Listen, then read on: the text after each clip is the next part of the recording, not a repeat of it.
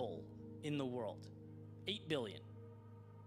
You think one of those doesn't share your value system? One of those you can have fun with, hang out with, relax, enjoy yourself, improve your life? Like, of course you can. But you're worried about losing the very basics, the very basic boxes that you've checked. And it's like you have to have the courage and self-belief to walk away from those things. You have to believe in yourself enough to know that you can recreate a reality, right? With a similar foundation, but with the things on top of that that make you happy, make you feel alive. Like I'm prone to do, I found a random internet quote today. It says, "I am learning to love the sound of my feet walking away from things that are not meant for me." And it's that simple, right? You can never get where you're going if you're shackled to the things that don't move you, right? If you're staying in a place of discontent. And the message is simple, right? Believe in yourself, trust yourself. There's nothing in your life that you can't reacquire or rebuild. But what you'll miss if you stay in that place is the opportunity, the upside, the people that will change your life, the places that you've never seen, the experiences, the journeys that make life worth living. The upside is just too high.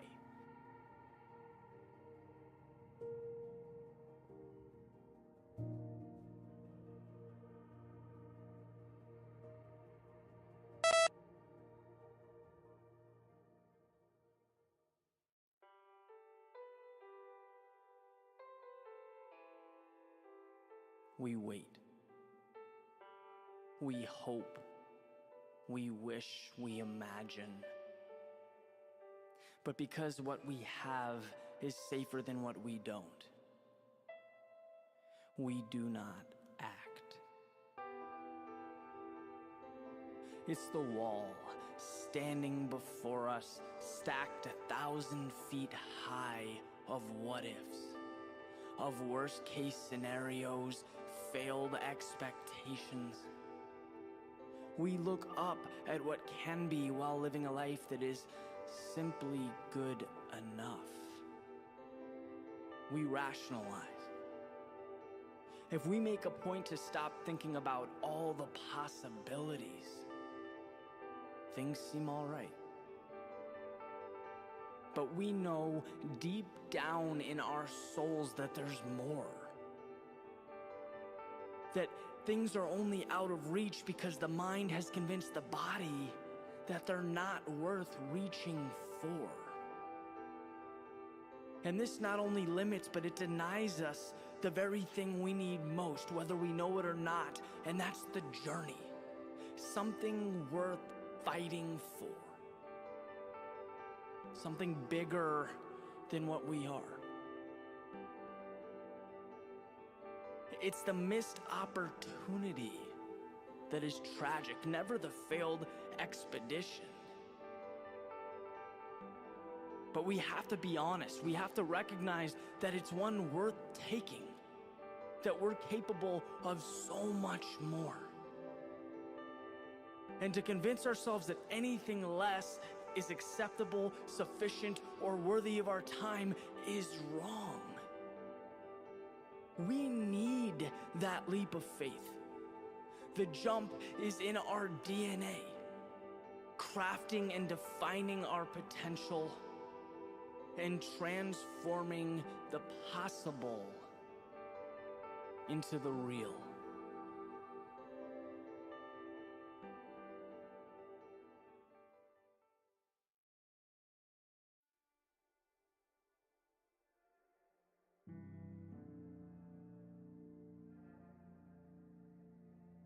She had a picture framed on the table that said, "Make today amazing."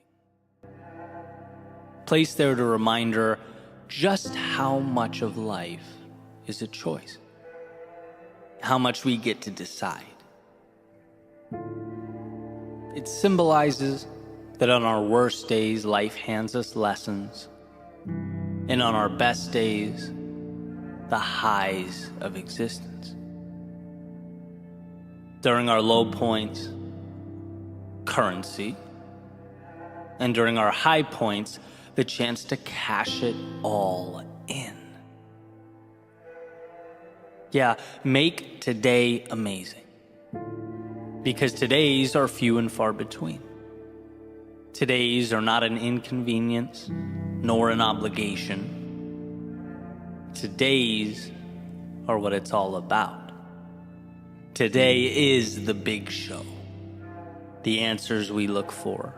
The destinations we long for. Today is a place of dreams. That is, if you choose to leave room in your world for dreaming. Today is the beginning of wherever next is for you. A chance to see the new and normalize it.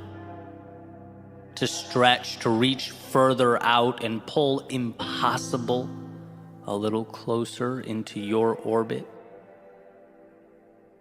You can do that. And while one often can't control what they are given, they can control what becomes of what they are given. Like architects and designers engineering what will be and what the malleable world around them will become. When one raises their standards, life seems to accommodate. Because believing it means acting the part, means notice and act accordingly. It will conform to the standards you create, or the ones you make to yourself. Of all the people on planet Earth, if you'll do something, you actually do it. Here's what's interesting. Being that this is, I believe, the North Star, I'm consistently chasing down this standard, right? Trying to be better and better and better at following through. As I clearly think we all should, but keeping promises to yourself is different than keeping promises to others. When you let other people down, especially those close to you, you feel the social repercussions. And for human beings, negative social repercussions are painful. We care greatly about our reputation. Don't want to let others down. Don't want to be known as the person who doesn't show up. And that's incentive enough to push us towards following through with others. But with yourself, where do the repercussions go? What are the consequences? You tell yourself, today is the day. I'm starting, beginning, trying something new. And then you don't. There's no phone call with someone on the other end saying, hey, where were you? Hey, you promised. Hey, you owed me this. No, when we break promises to ourselves, it seems like the situation, after maybe a second or two of disappointment, just floats away into the ether. It feels as though there is no substantial cost. But I actually think those broken promises stick around. I think we wear them. We feel them. We see them when we look in the mirror. And sure, maybe there isn't that friend or family member staring us down with disappointment in their eyes. But how we see ourselves changes. Every broken promise to yourself reinforces the idea that not having high standards is okay. Every time we let ourselves down, it supports a narrative that being let down is normal, par for the course. If you don't show up for you, it begs the question, why should others show up for you? Why should others follow through when you wouldn't even do it for yourself? I've always believed that so many facets of life start internally and are projected out. How you see yourself, treat yourself, is the sun around which all that other stuff revolves, right? Like the world will notice and act accordingly. It will conform to the standards you create for you. So let's work on those standards. Let's make it so there's skin in the game. So that when we break promises to ourselves, say, not today, or this is good enough for now, that we understand the magnitude of those decisions. Because they're not insignificant. They're crucial. And sometimes we have to highlight the consequences of what we don't do. Sometimes we have to make ourselves truly feel the opportunities we let slip away. As though we did actually hold them in the palms of our hands. There is a price to letting yourself down, and perhaps there's power in quantifying it. There's an idea that, life isn't really you versus anyone or anything else. It's you versus you. And just like you would never let a stranger talk down to you or tear you apart, why would it be okay for you to talk that way to yourself? Right? Like if a friend says he's going to meet you for coffee at 7 a.m. every morning and never shows up, in what world would you keep driving there, sitting down, waiting, brushing it off, and rinse, repeat? Of course not. You'd look around and go, this is crazy, I don't deserve this, I'm better than this. Your defenses would kick in, you'd make adjustments.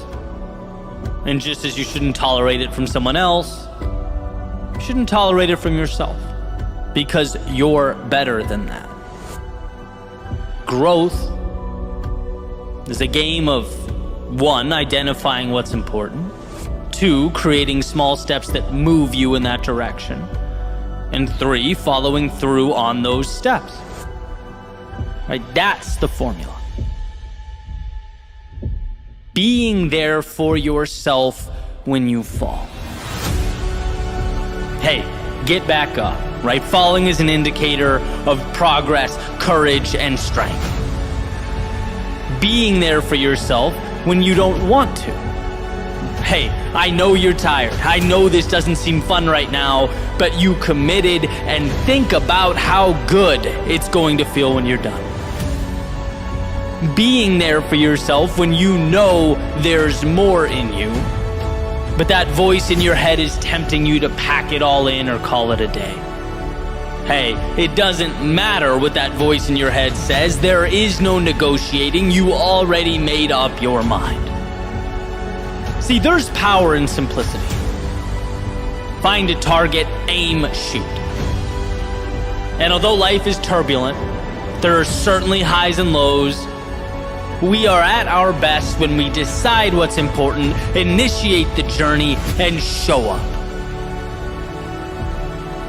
When I set the alarm clock, it can't be about rationalizing sleep. That beeping can't be about X many hours. No, it merely signifies a promise. It cries out, hey, remember what you said right before you closed your eyes last night?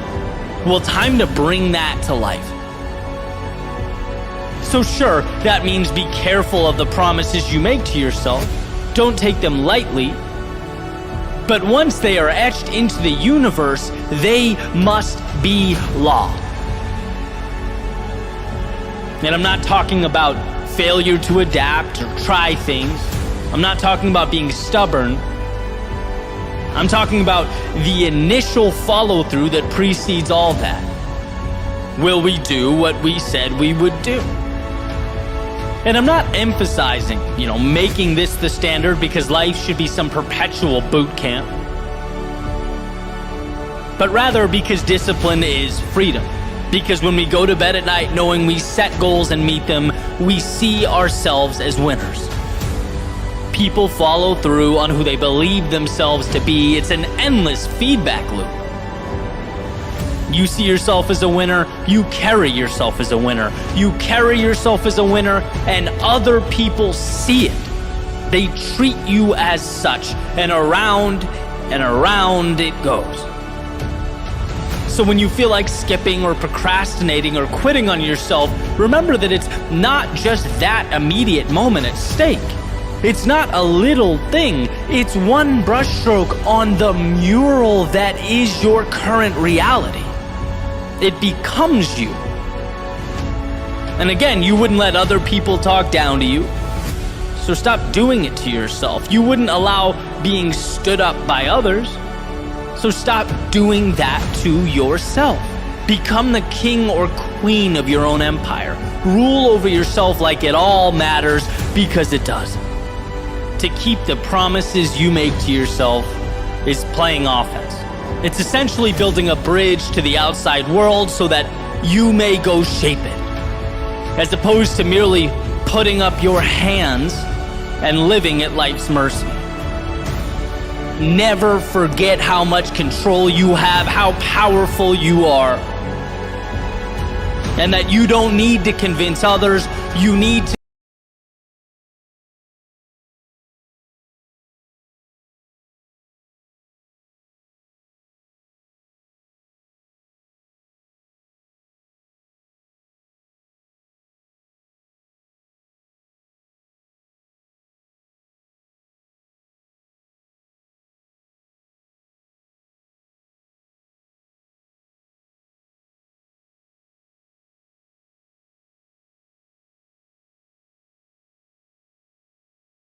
On the rooftop where I live, there's a view of Scottsdale, Arizona. And particularly at night when you're up there looking down at the city facing north, there's a Ferris wheel.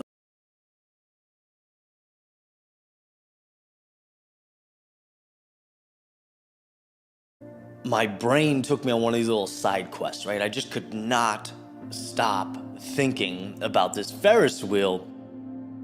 And it turns out for good reason. And so, per standard operating procedure, I want to take you on this little journey with me. So let's start with the simple question, really. What is a Ferris wheel? Well, it's a portal to see the world differently. Think about it. People take time to travel to it. They wait in line. They pay money to get on this thing. Which, by the way, doesn't move fast. It's not an adrenaline rush or anything. It's merely a chance to get to the top and see a view. A view of the same place these people were just walking around. The exact same place. The same place they live, same place they spend their days, same place they drive around. But they knew there was something beautiful about seeing all that